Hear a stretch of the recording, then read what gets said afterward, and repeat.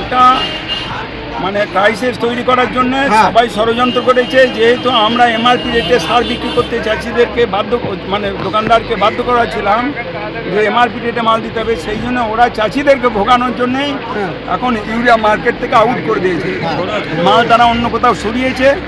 এটা দোকানের ADO office আমরা বলেছি, তারা ওটা এখনই তদন্ত করে দেখুক উনি মাল কবে স্টক করেছিলেন আর মাল স্টক আউট কবে হলো, এবং মাল যে নেই, মার্কেটে ডিমান্ড আছে, চাষিরা মাল চাইছে, মাল পাচ্ছে না। উনি এডি অফিসে কোনো রিকুইজিশন দিয়েছেন কিংবা ওনার রিকোয়ারমেন্টসটা জানিয়েছেন, সেটা উনি দেখাতে পারেননি। উনি মাল নাই এটা লিখেছেন, কিন্তু ওনার গোডাউনে আমি আজকে সার্চ করতে যাইনি। এর দায়িত্ব হচ্ছে এডিএর, কৃষি দপ্তরের যারা মানে ফার্টিলাইজারটা দেখে তাদের। আমি এডিওকে ফোন করে জানিয়েছি, উনি ইমিডিয়েট এটা দুটো দোকানকে এখানে করবে, সার্চ করবে এবং দোকানের খাতাপত্রগুলো চেক করে দেখবে যে উনি যদি মালের রিকুইজিশন না দিয়ে থাকেন, ওনার মালের স্টক যদি আউট হয়েছে সেটা না জানিয়ে থাকেন, তাহলে উনি ছাড়বেন। মাল কোথাও ব্যবস্থা নেওয়া হবে। অবশ্যই ব্যবস্থা নেওয়ার জন্যই তো এসেছে, আমি কি এমনি এসেছি? চাষিরা মাল পাবে না, চাষিদের ঘাড় কামিয়ে এরা ব্যবসা করে, আর চাষিদের মাল না দিয়ে সহযোগিতা করছে। এবং ওই যে মাল নেই এটা কাকে জানিয়েছে? চাষিরা মাল পায় না, ওর দোকানে মাল শেষ হলেই তো তারা অর্ডার করে, যখন মাল স্টক শেষ হয় তখনই অর্ডার করে। সে তো ব্যবসা করতে বসেছে, তার মালটা যে শেষ হলো, চাষিরা মাল পাচ্ছে না, কোথায় রিকুইজিশন দিয়েছে দেখান না। সাপ্লাইয়ের কি কোনো ঘাটতি নেই, যা স্টক মাল ছিল আমরা জানি এই মালে কোথাও চাষিদের না পাওয়া হবে না। এখন এরা বজ্জাইতে করে এই ডিলার্স এবং রিটেলাররা সবাই যৌথভাবে এই ক্রাইসিস তৈরি করে চাষিদেরকে ভোগাবে এবং তাতে আমাদের সরকারের বদনাম করবে। বলবো বলতে উনি এসেছিলেন আমাদের গদাপুর মার্কেটে গত 4-5 দিন থেকে ইউরিয়া নেই, এবং উনি সেই কারণে হয়তো এদিকে বেরিয়ে যাচ্ছিলেন, শুনেছেন কিছু, এবং শোনার দিকে থেকে দাঁড়িয়েছিলেন এবং দেখলাম কাউন্টার আমাদের এখানে দুটো রিটেলার পয়েন্ট আছে, দুটো রিটেলার পয়েন্টে ঘুরলেন এবং দেখলাম। আমার কাছে প্রয়োজনীয় সব তথ্য আছে, আমার কাছে মেশিনের বিল আছে, এবং আমি যতদিন মালটা বিক্রি করি সব মাল সাপ্লাই আছে।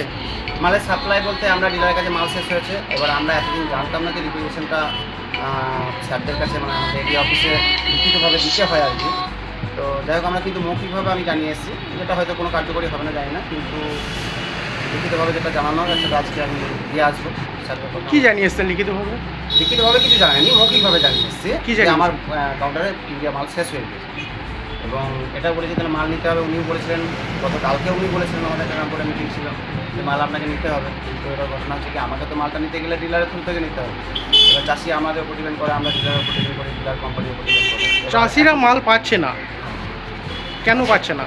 কেন পাচ্ছে না বলতে, দেখুন এই মুহূর্তে যেটা দাঁড়িয়ে আছে, কোম্পানি যেভাবে ব্যবসা করছে, যেটা ওনারা বলছেন যে আমরা যেভাবে ব্যবসা করছি আমাদেরকে লিখিত দিতে।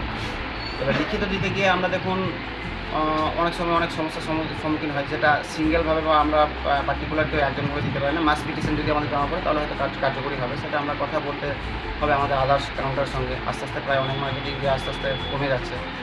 তো দেখি এটা ভবিষ্যতে যদি হয় মাস পিটিশন করে আমরা বলবো যে কোম্পানির তরফ থেকে যদি কোনো মাল আসে। আর এখন এই মুহূর্তে তো কোনো রেকের খবর আমাদের কাছে নেই, যার ফলে আমার গোডাউনে এখন মাল নেই। গত 5 দিন থেকে মাল আমার শেষ হয়ে আছে। কৃষিমন্ত্রী বলছেন যে ইকুইজিশনটা আপনারা দেখাচ্ছেন না পরিষ্কার করতে হবে। রিকুইজিশন দেখাচ্ছি না বলতে, রিকুইজিশন তো আমার এটা আমি তো বললাম, প্রথমে স্বীকার করে নিলাম যে এইভাবে আমরা তো কোনোদিনই হয়নি, এই পরিস্থিতি কোনোদিন স্বীকার হয়নি। আজকে পরিস্থিতি যখন এটা দাঁড়িয়েছে যে রিকুইজিশন লাগবে, এবার এই ব্যাপারটা হয়েছে কি পরবর্তী আগে যখন হয়েছে মাল শেষ হয়েছে, ডিলার পয়েন্টে রেগ লেগেছে, ডিলার পয়েন্টে রেগ লাগার ফলে ডিলাররা তারা রেগ নিয়ে এসে রেগ পয়েন্টে, সেখান থেকে আমরা মাল কিনেছি। এবার এই মুহূর্তে দাঁড়িয়ে যেভাবে মালটা কেনা পড়ছে, বা কী হচ্ছে সেটা ডিলাররা বলতে পারবে। এখন পর্যন্ত আমাদের কাছে ডিলারদের খবর যে দাদা বাবু মাল এভাবে যেভাবে চাইছে, সেখানে মাল এখন করেছে, এখন কোনো খবর নেই। খবর হলে তাড়াতাড়ি আমরা জানাবো, এগুলি আমাদের কাছে করে। আপনারা কি ব্ল্যাক করছেন? না, আমার কাছে আমি তো বললাম, স্যারকেও বললাম, আমার কাছে সমস্ত তথ্য আছে, এনকোয়ারি করতে পারেন, কোনো অসুবিধা নেই। আমি একটা একটা করে ধরে আমি চাষিকে মাল দিয়েছি এবং সমস্তটাই রেটে মাল দিয়েছি। কোনো চাষি যদি বলে দিতে পারে যে না আমি ব্ল্যাকে মার্কেটিং করেছি, আমার আইনগত যে শাস্তি হবে আমি মনে করি। আপনার দোকানে 7 সকালে হানা, কি মনে করছেন? ওনার কাজ উনি করছেন, ওনার মন্ত্রী হিসাবে এখন বর্তমান কৃষকদের স্বার্থে যেগুলো এখন সমস্যাগুলো হচ্ছে, উনি কমপ্লেন পাচ্ছেন, সেই হিসাবে ওনার দায়িত্বের মধ্যে পড়েন, উনি এসছেন, তদন্ত করেছেন, দেখেছেন জিনিসটা, উনি ওনার কাজ করছেন, ঠিক আছে। আপনার দোকানের কী নাম? আমার দোকানের নাম হচ্ছে মাতারা কৃষি ভাণ্ডার, অ্যাকচুয়ালি শান্তনু মণ্ডল নামে লাইসেন্স। আপনার নাম? শান্তনু মণ্ডল, গদাপুর মার্কেট। চাষিরা ইউরিয়া পাচ্ছে না, তার জন্য ব্ল্যাকে সব বিক্রি করছে। যারা যারা ব্যবসাদার চাষিদের ক্ষতি হচ্ছে, খুবই অসুবিধা। আমাদের মন্ত্রী কুমার মণ্ডল এসেছিল, ওসব চেক করে দিতে সব জায়গায়, ঠিক আছে। কৃষিমন্ত্রী এসে সাত সকালে দোকানে হানা, না এইটা নিয়ে আপনাদের কি মানে মনে হচ্ছে কি কতটা কি কাজে লাগবে? কাজে অনেকটা ভালো কাজে লাগছে, খুব সুন্দর কাজ করছে, এটা খুবই সুন্দর কাজ করছে। ইউরিয়া চাষিরা পাচ্ছেন না? পাচ্ছে না, না পাচ্ছে না। আপনারা কি চাইছেন? আমরা চাইছি ন্যায্য দামে বিক্রি হোক আর চাষিরা যেন সুবিধা পায়। আপনার নাম? জ্ঞানানন্দ রায়।